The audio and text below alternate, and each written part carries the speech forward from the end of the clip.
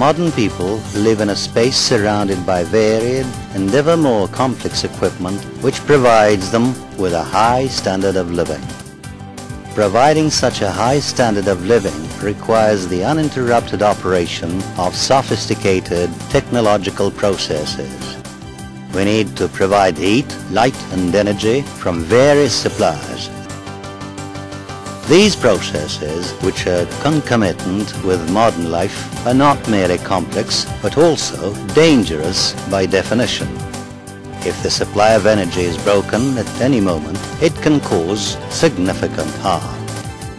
The probability of such an unfortunate outage depends to a great extent on the people who ensure the uninterrupted and safe operation of equipment. It is important to plan and organize their work, to have a thorough and professional selection process, and also to train them and keep their qualifications continuously up to date. How should we organize modern education? It is no secret that people carry habits that they have learned from education into the workplace.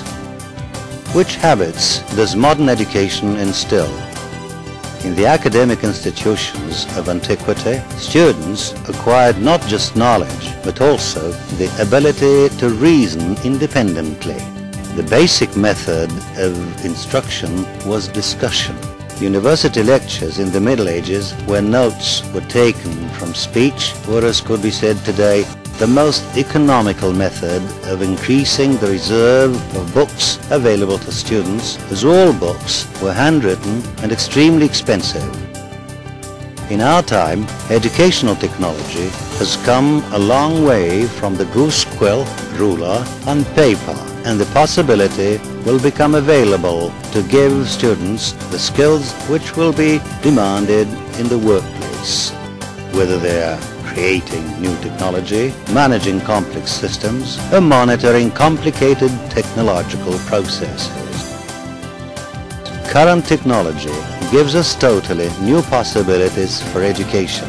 We have long known that simply taking notes during lectures allows us to absorb more than 10% of the information, while involving students in the solution of complicated problems allows the absorption of up to 90% of the essential knowledge and skills. In this film, we'll talk about one of the attempts to fully realize the potential of current technological methods in the education of energy transport specialists. In Samara Technological University, the integrated educational course Pipeline Supply of Oil was implemented. The course was based around a detailed mathematical model of the entire process, which was turned into a spatial map of the process. The state of the equipment and the working scale model constantly changes, which is indicated by a change in the color of illumination. Water flows in transparent pipes to imitate the real movement of oil. Sections where liquid is currently flowing are lit up, literally showing the process of oil transfer. The technical schematics depict the movement of oil through the sections of the main pipeline from tank to tank on one main and two intermediate workstations. The tanks are shown with multiple views, including a display with normal tank performance and a simulation of tanks with floating pontoons or floating roofs. The fluid level in tanks constantly changes and is fully described by indicators. Oil is transferred from the tanks along a line of main and supporting pumps at the exit of the main pumping station. All of the basic equipment is simulated and shown. Filters, oil measurement units, pump aggregators, pressure regulating sections, input, output, diagnostic and cleaning chambers, the cleaning and diagnostic substances themselves, support systems and other equipment. In this kind of module, the participants are involved in the production process from the very start, familiarized with various types of equipment, and have the chance to regulate the process from a highly realistic workstation for a direct and immersive experience where they can see the results of their decisions immediately. Such training gives by far the best results as the trainee is surrounded by realistic information with every physical parameter properly represented in itself and with respect to other parameters. Apart from the visual effects, the student gains the most important kind of knowledge: how the process works, how the equipment is laid out spatially, and how all of that is connected to the dynamics of the process.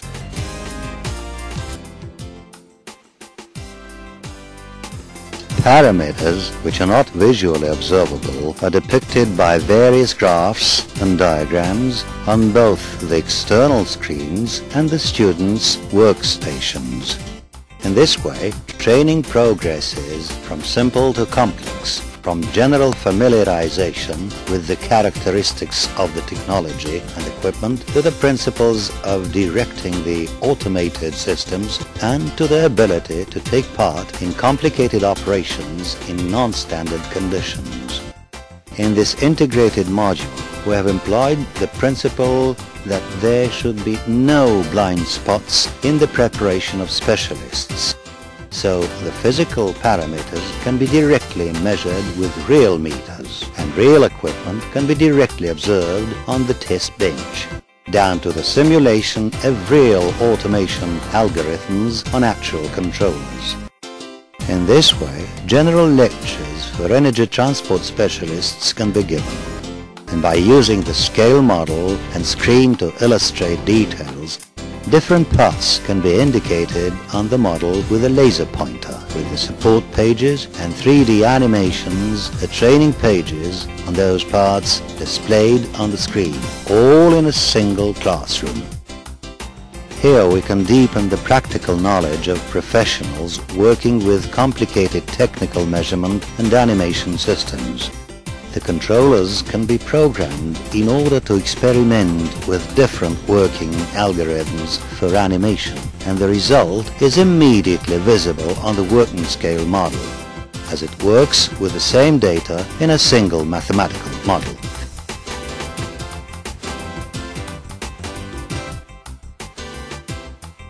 Future engineers and dispatchers can be trained to manage complex technological processes in real time, both in normal conditions and in non-standard situations with abnormal stresses, and even investigate different working conditions and ergonomic influences on perception and reaction time.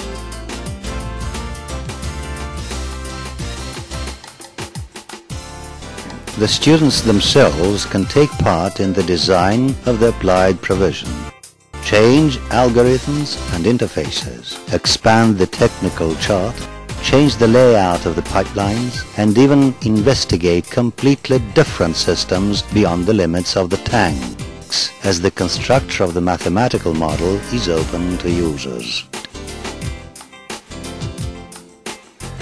To simulate more complicated scenarios, there's a special emergency event generator, which compiles isolated failures in a dynamic chain which unfolds an abnormal situation in space and time.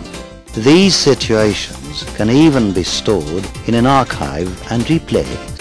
Students can be assessed with methods and testing programs which are constantly being refined. Records showing the consistency of their performance, like on a training machine in the gym with the latest automatic grade for that performance.